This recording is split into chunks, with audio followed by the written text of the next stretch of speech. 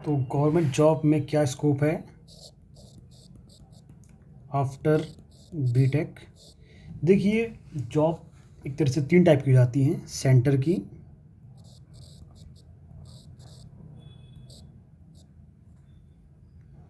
State की और एक पीएसयू टाइप। जो सरकारी विभाग जिसे आप कहेंगे कि जो एक तरह से पूरे डिपार्टमेंट हैं, वो स्टेट सेंटर के होते हैं। और पीएसयू में डिफरेंस ये आ जाता है कि पीएसयू एक सरकारी फैक्ट्री टाइप आप कह सकते हैं, कि जहां आपको एक प्रॉपरली वे में काम करना ही पड़ता है, काम करना ही पड़ता है। आपका प्रोफाइल उस तरह का होता है कि आप काम में लगे हुए हैं, ये नहीं कि आपने एक काम आपका स्लो एंड स्टडी चल रहा है। एक एक प्रोसेस, एक रिदम के साथ काम चलता रहता है पीएसयू में। और साथ साथ पीएसयू में आपको अलग अलग चीज़ें भी प्रोवाइड कराता है, जो कि आप सेंटर या स्टेट में कहीं मिस कर पाएंगे। और पीएसयू भी दोनों का होता है, सेंटर का भी होता है, पीएसयू स्टेट का भी होता है। तो इनकी मैं बात करूँगा। सबसे टॉप नॉच अगर इंजीनियरिंग में बात की जाए तो आप अब बीटेक के बाद तो आप इसमें सेंटर की जो यूपीएससी कराता है, आईईएस, इंडियन इंजीनियरिंग सर्विसेज का जो है आप कर सकते, इसके लिए आप एलिजिबल हो जाते हैं बीटेक करने के बाद। और एक group A class 1 gazetted post जो होती है, इसमें आप आराम से आप बन सकते हैं। इसमें अगर आपने ये क्लियर कर लिया तो कह रहे काफ़ी टफ हो जाता है, one of the toughest exam होता है इसका। इसके बाद अगर आप देखें तो फिर सेंटर में ही एसएससी जेई होता है, जूनियर इंजीनियर। जूनियर इंजीनियर में वैसे तो डिप्लोमा वालों के लिए होता है, लेकिन सेंटर में बीटेक वाला भी एलिजिबल होता है बैठने के लिए। इसके साथ ही सेंटर की जो अलग से एक डिपार्टमेंट है, आरआरबी जेई या SSC, senior section engineer. Senior section engineer की अच्छी बात यह है कि आप सिर्फ और सिर्फ इसमें बीटेक वाले एलिजिबल रहता है, और ये लेवल काफ़ी अच्छी जॉब हो जाती है ये भी, रेलवे के हिसाब से भी। और आप एसएससी के साथ साथ बीटेक वाला जेई के लिए भी एलिजिबल होता है, कि जेई का एग्ज़ाम भी वो दे सकता है। बात की जाए स्टेट में, तो स्टेट में ही ये सेम यूपी पीएससी या फिर आप जो भी कह लीजिए अपने स्टेट का नाम, वो स्टेट हो जाता है स्टार्टिंग का। और ये पीएससी पब्लिक सर्विस कमीशन जो है असिस्टेंट इंजीनियर का एग्ज़ाम जो है कंडक्ट कराता है। साथ में ये इसकी बात की जाए तो ट्रिपल एससी जो कि जेई लेवल का हो जाता है, ये एग्ज़ाम कराता है। पीएसयू की बात की जाए तो कई सारे जो भेल हैं, नवरत्न कंपनियां हैं, वो पीएसयू हो जाती हैं, जिसमें आप एज अ ट्रेनी इंजीनियर लगते हैं, जिसमें कि भेल, नवरत्न कंपनियां, महारत्न,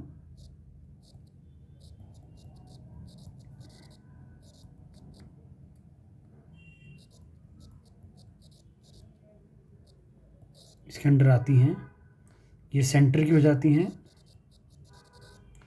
और स्टेट की बात की जाए तो कॉरपोरेशन जो होते हैं यूपीपीसीएल टाइप, वो स्टेट के हो जाते हैं। यहाँ यूपी मतलब इस उत्तर प्रदेश हो जाता है। तो ये एक तरह से आप इन्हें पीएसयू बोल सकते हैं, या फिर इसमें डीएफसीसीआईएल हो गया रेलवे का। कई सारे हैं जो पीएसयू के उसमें आते हैं।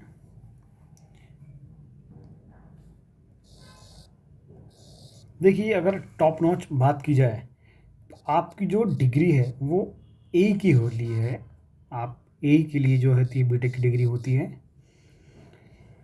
तो सबसे ज़्यादा बेस्ट तो ये रहेगा कि आप बीटेक के बाद आप ए के लिए प्रिपरेशन करें। गेट ईएससी से बोला जाता है।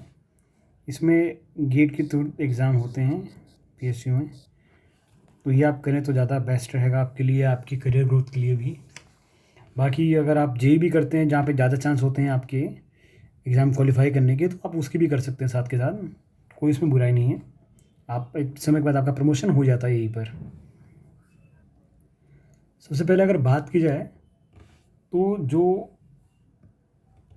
ए के एग्ज़ाम्स हैं, इसके जो जो टफ़ काफ़ी टफ़ हो जाते हैं एज़ कम्पेयर टू बाकी अदर एग्ज़ाम्स। जो यूपीएससी कराता है आईएएस का, या इसमें जो इंडियन इंजीनियरिंग सर्विस होती है, ए का, आप इससे आप एई और एई बनते हैं, असिस्टेंट एग्जीक्यूटिव इंजीनियर। तो इसमें pre plus mains plus interview होता है। पहला प्री होता है, फिर मेंस, फिर इंटरव्यू। उसके बाद आपकी जो लिस्ट बनती है उसमें आपका नाम आता है, तो आपको पता चलता है आपको क्या डिपार्टमेंट मिला, आपने क्वालिफाई करा नहीं करा है। और सेम जो स्टेट का पीएससी होता है, पब्लिक सर्विस कमीशन स्टेट का होता है, कंबाइंड स्टेट इंजीनियरिंग सर्विसेज से बोला जाता है। तो स्टेट का जो पीएससी होता है उसमें भी सेम प्रोसेस चलता है, प्री, मेंस और इंटरव्यू आपका अगर ग्रुप ऑफिसर रैंक की पोस्ट है तो होगा ही होगा। जहाँ इंटरव्यू नहीं है वहाँ समझिए कि एक ऑफिसर रैंक की पोस्ट नहीं है, वो ग्रुप सी की पोस्ट है। और इसके बाद बात की जाए जो आप जेई लेवल की बात होती है, तो जेई लेवल में आपके प्री या मेंस होगा, इंटरव्यू नहीं होता उसके अंदर। और पीएसयू में जो आप गेट के थ्रू अगर आप जाते हैं तो आपका पहले तो एक ही एग्ज़ाम होता है, आपने क्वालिफाई कर लिया तो उसके बाद आपकी कॉल आती है, उसमें भी इंटरव्यू होते हैं आपके। तो ये रहा आपको एक ब्रीफ कि ये किस तरह से क्या होता है पैटर्न।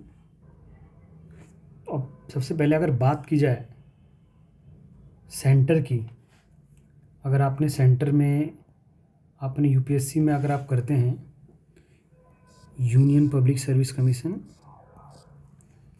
इसमें आप जो बनेंगे असिस्टेंट एग्जीक्यूटिव इंजीनियर बनते हैं आप, AEE हो जाता है। और ये ग्रुप ए की स्टार्टिंग से हो जाती है, लेवल 10 की जॉब है ये। इसमें आप अगर क्वालिफाई करते हैं तो आपके पास एक के एग्ज़ाम के तहत इसके बाद कई सारे डिपार्टमेंट्स होते हैं जो कि इनके थ्रू होते हैं, जैसे कि पहला CPWD हो गया, सेंट्रल पब्लिक वर्क्स डिपार्टमेंट। इसमें आपकी जो लोकेशन होती है वो पैन इंडिया होती है। जो आप यूपीएससी के तहत जाते हैं तो मोस्टली जो जॉब्स होती हैं इनकी पैन इंडिया हो जाती हैं। MES मिलिट्री इंजीनियरिंग सर्विसेज हो जाती है, BRO बॉर्डर रोड ऑर्गेनाइजेशन हो जाती है,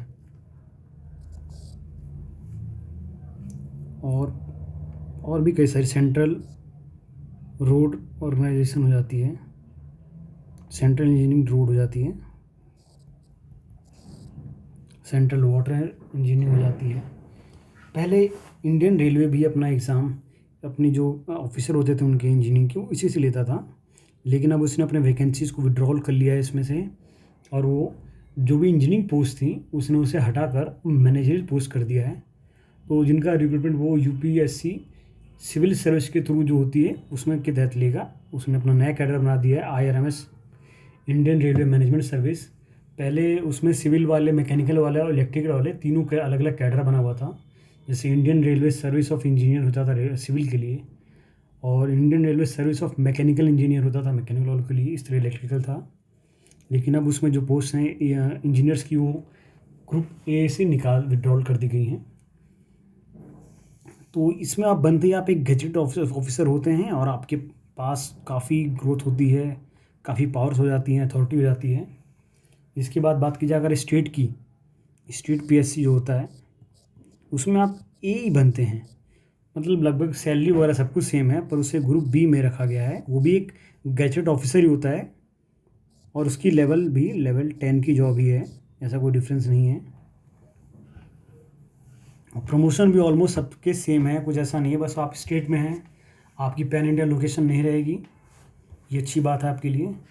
इसमें डिपेंड करता है, इसमें तो आपका जो भी स्टेट का पहले PWD आता है, पब्लिक वर्क्स डिपार्टमेंट हो जाता है, और भी जो बने हुए हैं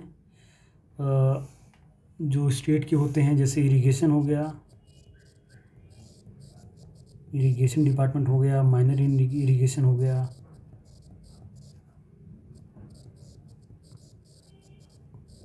यहाँ मैं स्पेशली बात करूँ तो मैं यूपी की बात कर रहा हूँ, बिकॉज यहाँ पे ज़्यादा डिपार्टमेंट्स होते हैं। और इसमें आपका हो गया है, और RES रूरल इंजीनियरिंग सर्विसेज हो जाता है, और हाउसिंग एंड अर्बन प्लानिंग काफ़ी अच्छा डिपार्टमेंट है।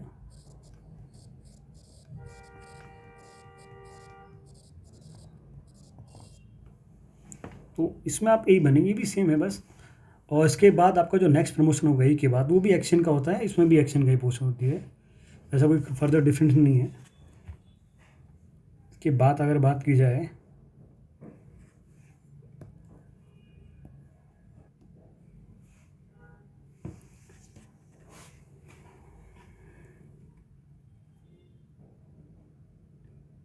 PSU की, गेट के तहत अगर आप जाते हैं तो थ्रू गेट, तो उसमें भी बहुत सारी महारत में जो कंपनियां हैं, इंडियन ऑयल हो गया आपका, टॉप नॉच हो गया, इंडियन ऑयल, भेल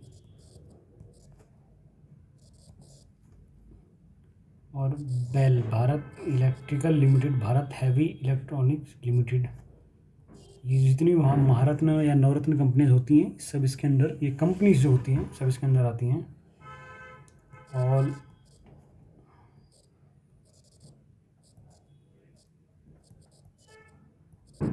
रत्न और बहुत सारी कम जो नवरत्न जो कि जिन्होंने अपनी विड्रॉल कर ली गेट से और अपना खुद का एग्ज़ाम करा रही हैं, जैसे कि DFCCIL, डेडिकेटेड फ्रेट कॉरिडोर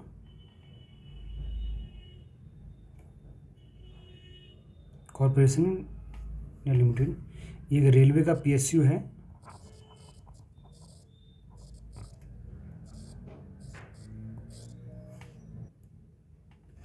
इस तरह के सारे इनके खुद के एग्ज़ाम होते हैं, जिसमें आप पहला आपको एग्ज़ाम क्लियर करना था, उसके बाद GD होता है, ग्रुप डिस्कशन, फिर इंटरव्यू, सेम प्रोसेस। PSU में आप सबसे पहले बनते हैं ट्रेनिंग इंजीनियर बनते हैं आप, जिसका जो सैलरी है वो मैं तो कहूँगा कि ग्रुप A के ये जो A होते हैं इससे भी थोड़ी ज़्यादा हो जाती है, बिकॉज उसमें अलाउंस थोड़े एक्स्ट्रा मिल जाते हैं आपको।